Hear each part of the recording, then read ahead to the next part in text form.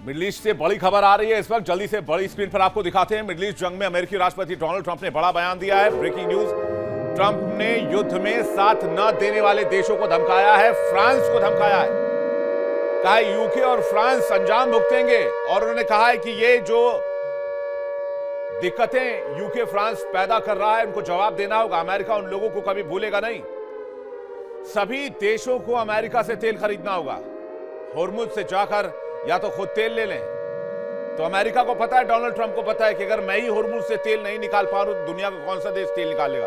लेकिन शायद Donald Trump को यह पता होना चाहिए कि भारत होर्मुज से आसानी से तेल निकाल रहा है। मिस्टर ट्रंप साहब, हमारी चिंता आप मत कीजिए, आप बाकी दुनिया के देशों को देखिए जहां आपको तेल बेचना है। हमारे लिए पर्याप्त मात्रा में तेल होर्मुज से आ रहा है। एक और बड़ी खबर इस बीच में आपको बता देता हूं। बड़ी खबर आ रही है, अमेरिकी रक्षा सचिव पीट हेग्सेथ ने अभी बयान दिया है। यूएस के सैनिक पूरी ताकत से युद्ध लड़ रहे हैं। लड़ाई को लंबा खींचने की हमारी कोई योजना नहीं है। हम जल्दी जंग खत्म करना चाहते हैं। हेग्सेथ का अभी बस ताजा बयान आया है एकदम चंद सेकंड्स पहले। मैं आपको बता दूं, हेग्सेथ ने हथियार ढाल दिए हैं। कह रहा है हम इस युद्ध को लंबा नहीं खींचना चाहते हैं, हमें ये लड़ाई लंबी नहीं चाहिए। ईरान से डील नहीं हुई तो हमले और भीषण होंगे, लेकिन जल्द ही इस जंग को हम रैप अप करेंगे, वाइंड अप करेंगे और वहां से निकलेंगे। यानी कि इस कहानी का क्लाइमैक्स बहुत जल्दी सामने आने वाला है। ईरान अमेरिका की इस कहानी में क्लाइमैक्स का टाइम आ गया है। पीट हेग्सेथ ने कह दिया है कि हम कोई लंबी जंग के चक्कर में नहीं है। 24 घंटे में ईरान के हमले कम हुए हैं। हम जल्द से जल्द जंग खत्म करना चाहते हैं। हमारी कोई योजना नहीं है इस लड़ाई को लंबी खींचने की। और यूएस के सैनिक पूरी ताकत से युद्ध लड़ रहे हैं। वैसे पीट हेग्सेथ के बारे में मैं आपको एक बात बता दूं, जहां तक मैं पीट हेग्सेथ को पढ़ पाया हूं, ऑब्जर्व कर पाया हूं, उनके बारे में जान पाया हूं, यह व्यक्ति वही बातें बोलता है जो डोनाल्ड ट्रंप को पसंद आती हैं। एक लाइन जो डोनाल्ड ट्रंप को भाती अच्छी लगती है, ये बस वही बोलता है। इसकी अपनी कोई स्ट्रैटेजी, कोई अपनी लाइन नहीं होती है। चलिए आगे बढ़ते हैं। आज की सबसे बड़ी खबर का रुख करते हैं। मिडल ईस्ट के आसमान से बारूद की गंध आ रही है। इस जंग में अब एटम की बात होने लगी है। तो क्या तेहरान का एटम प्लान अमेरिका इजराइल को ध्वस्त करेगा, या फिर डोनाल्ड ट्रंप अपने एटम से खाड़ी का नक्शा बदल देंगे? अगर खाड़ी में एटम का इस्तेमाल हुआ तो क्या इजराइल का वजूद बचेगा? क्योंकि इस जंग की तपिश अब दुनिया को डरा रही है। ये सिर्फ तारीखें नहीं बल्कि मलबे के नीचे दफन होती उम्मीदें और धुआं होते शहर हैं। कहने को तो सूरज रोज उग रहा है, लेकिन सुबह सिर्फ तबाही का नया मंजर लेकर आ रही है। कूटनीति की मेज सुनी पड़ी है और मिसाइल की गर्जना जुबान बन चुकी है। सवाल यह नहीं कि जंग कब शुरू हुई है, सवाल यह क्या इंसानियत के पास इसे रोकने का कोई रास्ता बचा है, या मिडल ईस्ट का ये भूचाल, मिडल ईस्ट का ये बवाल धरती के भूगोल को बदलने की ताकत रखता है? बताएंगे पूरी खबर। सबसे पहले आप तस्वीर देखिए, इस जंग में कैसे एस्केलेशन का एक नया मोड़ आया। सबसे पहले बड़ी स्क्रीन पर तस्वीर लेकर आइए। डोनाल्ड ट्रंप ने यह तस्वीर पोस्ट की। जब तेहरान में हमला हुआ तो आधी रात में तस्वीरें देखकर साफ पता चला कि भयानक उजाला, भयानक रोशनी और बहुत जोर से धमाके की आवाज। यह वीडियो अमेरिकी राष्ट्रपति डोनाल्ड ट्रंप ने सोशल मीडिया पर पोस्ट किया। खबरों के मुताबिक अमेरिका ने ईरान के प्रमुख शहर इस्फहान में एक बड़े हथियार गोदाम पर हमला किया। यहां पर 2000 पाउंड के 2 बंकर बस्टर बम का इस्तेमाल किया गया।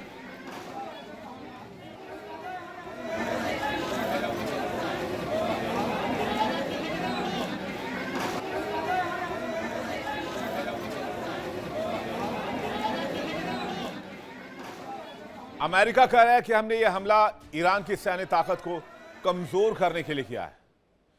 2 तस्वीर आपको दिखाते हैं आपकी टेलीविजन स्क्रीन पर। एक तरफ अमेरिका ने इस्फहान शहर पर 2000 पाउंड के बंकर बस्टर बम का इस्तेमाल किया। इस्फहान में गोला बारूद डिपो पर हमला किया। यूएस ने दावा किया कि हमने सैनिक क्षमता को कमजोर कर दिया है। पर इस धमाके की आवाज सुनिए, ऐसा लगा जैसे कि परमाणु बम से हमला किया गया।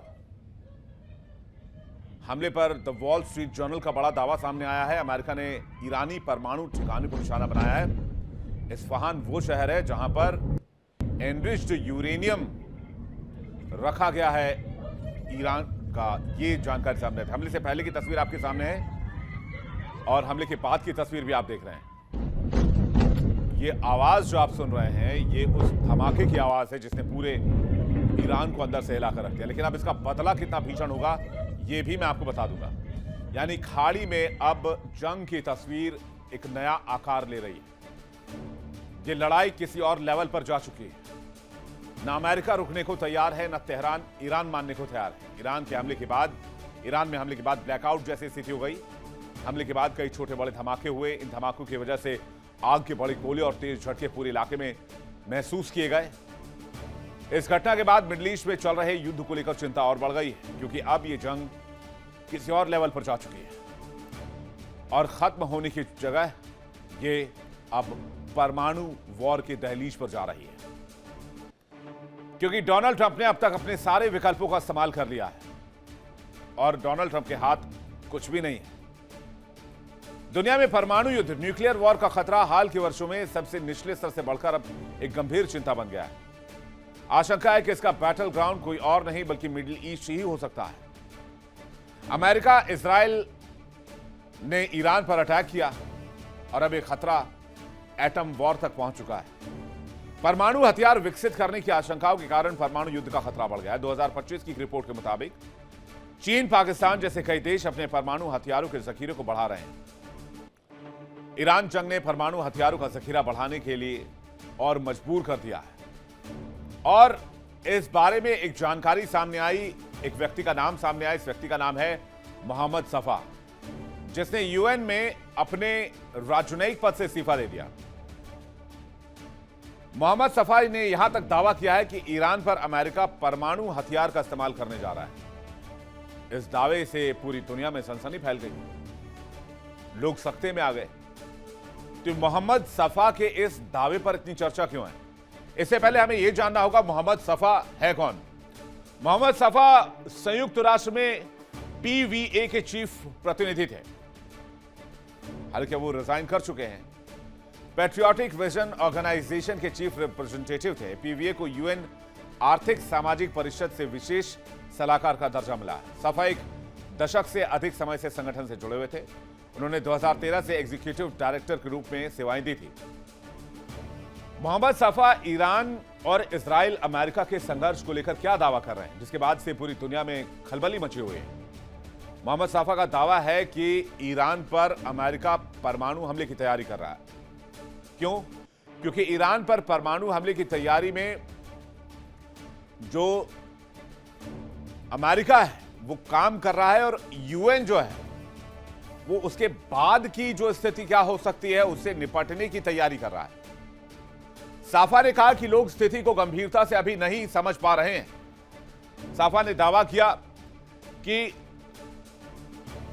जो स्थिति है वो बहुत गंभीर है। और उन्होंने कहा कि जानकारी लीक करने के लिए उन्होंने अपना राजनयिक करियर छोड़ दिया, कर्तव्यों को निलंबित कर मानवता के खिलाफ अपराध से दूरी बनाई। जल्दी से दूसरे कैमरे पर शिफ्ट करते हैं, कैम 2 पर। किसी देश ने इस दावे की पुष्टि अभी तक नहीं की है। हालांकि यूएस प्रशासन ने भी किसी परमाणु विकल्प पर विचार से इनकार किया है। व्हाइट हाउस से सफा के बयान पर कोई आधिकारिक प्रतिक्रिया नहीं दी है। ट्रंप ने ईरान को 6 अप्रैल तक होर्मुज खोलने की चेतावनी दी है। रिपोर्ट के मुताबिक पेंटागन लंबे जमीनी ऑपरेशन की भी तैयारी कर रहा है। अमेरिका के काउंटर टेरर प्रमुख जो केंट ने विरोध में इस्तीफा दिया। जो केंट के मुताबिक ईरान से यूएस को कोई तत्काल खतरा नहीं था, लेकिन हालात अब तनावपूर्ण हो गए हैं क्योंकि अमेरिका बुरी तरीके से फंस चुका है और अमेरिका ने ईरान को 6 अप्रैल तक का समय दिया है। ईरान ने कहा है कि तुम्हारी मर्जी, तुम्हें जितना भी समय देना है, हमें इसे कोई ऐतराज नहीं है, लेकिन युद्ध बंद नहीं होगा और हमले भी जारी रहेंगे, पलटवार चलता रहेगा। तो इसके बाद क्या होगा, इसके कयास लगाए जा रहे हैं। 6 अप्रैल में बहुत ज्यादा दिन बचे नहीं है। बीते 32 दिन में अमेरिका ने सिर्फ और सिर्फ लूज किया है, गंवाया है। ना इजराइल के हाथ कुछ आया, ना अमेरिका के हाथ कुछ आया है।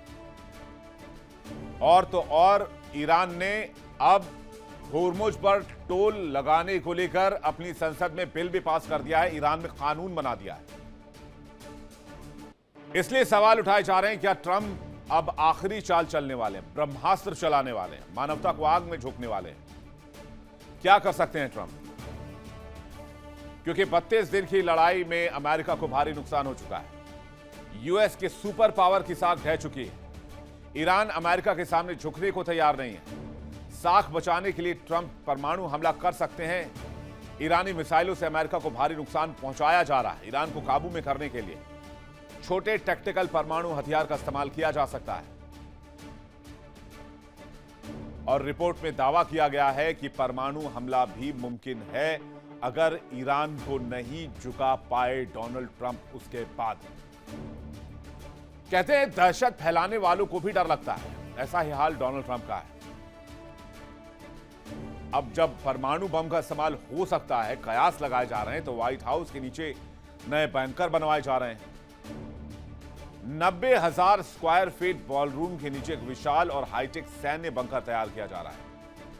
राष्ट्रपति ट्रंप के इस $400 मिलियन प्रोजेक्ट में आधुनिक सुरक्षा सिस्टम शामिल होगा। हालांकि बंकर की क्षमता और पूरी जानकारी सीक्रेट रखी गई है, यानी अगर किसी भी तरीके से व्हाइट हाउस को निशाना बनाया गया, परमाणु हमला किया गया, तो यह ट्रंप को सुरक्षित रखेगा, अमेरिकी राष्ट्रपति को सुरक्षित रखेगा, ऐसा दावा किया जा रहा है।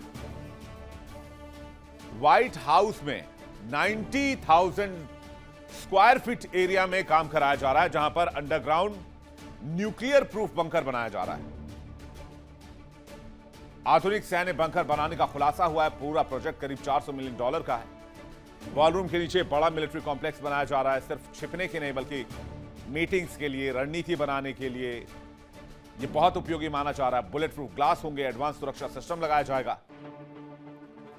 यानी परमाणु संभावित हमले को लेकर अमेरिका ही नहीं, कई देश ऐसे ही भूमिगत बंकर बनाने में लगे। रूस, यूक्रेन और मिडिल ईस्ट में जारी संघर्ष की वजह से दुनिया भर में परमाणु बंकरों और भूमिगत सुरंगों के निर्माण में तेजी देखी जा रही है। कई देश इस मिशन पर लगे हुए हैं। संभावित परमाणु हमले को लेकर अब कोई कोरी कहानी नहीं रह गई है, अब इसके हालात बनते दिख रहे हैं और इसी वजह से अमेरिका ही नहीं, कई देश अंडरग्राउंड बंकर बनाने में लगे हैं। मिडिल ईस्ट में जारी संघर्षों की वजह से दुनिया भर में परमाणु बंकर और भूमिगत सुरंगों के निर्माण में तेजी आई। खतरे को ध्यान में रखते हुए दुनिया भर में परमाणु हथियारों का जखीरा और उसके उपयोग की तैयारी दोनों बढ़ रही है। Stockholm International Peace Research Institute SIPRI की 2025 की रिपोर्ट के मुताबिक वैश्विक स्तर पर तैनात परमाणु हथियारों की संख्या में बढ़ोतरी हुई है, जो एक नई हथियारों की दौड़ के संकेत है। वर्तमान में दुनिया के 9 देशों के पास परमाणु हथियार है। खबर है कि परमाणु हथियार की वृद्धि पर्दे के पीछे से की जा रही है, कोई खुलकर कुछ भी नहीं कह रहा है, सब आधुनिकीकरण का नाम दे रहे हैं। 9 परमाणु संपन्न देश अपने हथियारों को घातक बना रहे हैं। इसमें मिसाइल प्रणाली, एआई आधारित कमांड सिस्टम शामिल है। रूस ने हाल ही में बड़े पैमाने पर परमाणु अभ्यास किए हैं।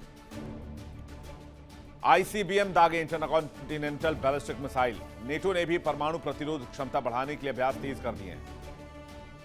संधियों का अंत हो रहा है। यूएस और रूस के बीच इसी साल आखिरी बड़ी हथियार संधि न्यू स्टार्ट ट्रीटी खत्म हो गई। 5 फरवरी 2026 को इसने दम तोड़ दिया। हालांकि रूस ने ऑफर किया था कि इसे बढ़ाया जा सकता है, लेकिन अमेरिका ने इससे अलग होने का फैसला किया। अमेरिका का यह मानना था कि इसमें चीन को भी शामिल किया जाए, तब अमेरिका न्यू स्टार्ट ट्रीटी में वापस लौटेगा, लेकिन चीन ने ऐसा करने से इनकार कर दिया। न्यू स्टार्ट ट्रीटी ने दोनों देशों के परमाणु हथियार को अब तक काबू कर रखा था, लेकिन अब हथियारों की संख्या पर कोई अंतर्राष्ट्रीय सीमा नहीं है। इधर नागरिक सुरक्षा और बुनियादी ढांचों को मजबूत करने पर भी जोर दिया जा रहा है। नेटो की 2025 की रिपोर्ट के मुताबिक सभी देश काम में जुटे हुए हैं। कई देश रक्षा बजट का एक हिस्सा सिविल तैयारी में खर्च कर रहे हैं। रक्षा जानकार ये बताते हैं कि 1945 के बाद से सबसे खतरनाक परमाणु युग में प्रवेश कर चुके हैं, जहां कूटनीति की जगह सैन्य शक्ति ने जगह ले ली। मिडिल ईस्ट की जंग में कोई कानून का पालन नहीं हो रहा।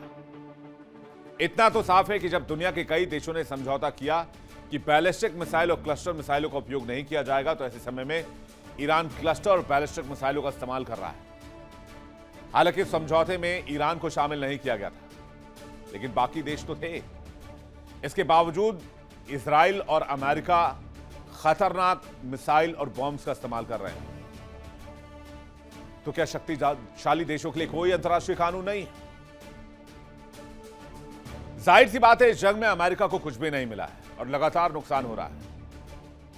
और अगर यह सिलसिला ऐसा ही चलता रहा तो ईरान को झुकाने के लिए ट्रंप वो फैसला ले सकते हैं जो शायद किसी ने सपने में भी नहीं सोचा होगा। उसे कई लोगों ने कहा कि ऐसा मुमकिन नहीं है। मैंने उनसे कहा कि जब तक डोनाल्ड ट्रंप अमेरिका के रेजिम में है कुछ भी मुमकिन है, यहां तक कि न्यूक्लियर अटैक भी मुमकिन है। और 6 अप्रैल के बाद क्या होगा इसकी कल्पना अभी से नहीं की जा सकती है। हालांकि एक बात है कि जब तक अमेरिकी ट्रूप्स इस इलाके में हैं तब तक ऐसे किसी हमले की आशंका कम है, क्योंकि अगर अमेरिका ने ऐसी गलती की तो यहां पर मिडिल ईस्ट में आम लोगों के साथ साथ, यहां के लोगों के साथ साथ बड़े पैमाने पर अमेरिकियों की भी जान जाएगी। देखिए इंडिया डेली 24/7 अब आपके स्मार्ट टीवी पर। इंडिया डेली मौजूद है सभी डिजिटल प्लेटफॉर्म पर लाइव और लगातार। इंडिया डेली 24/7 हर दिन राष्ट्र को समर्पित।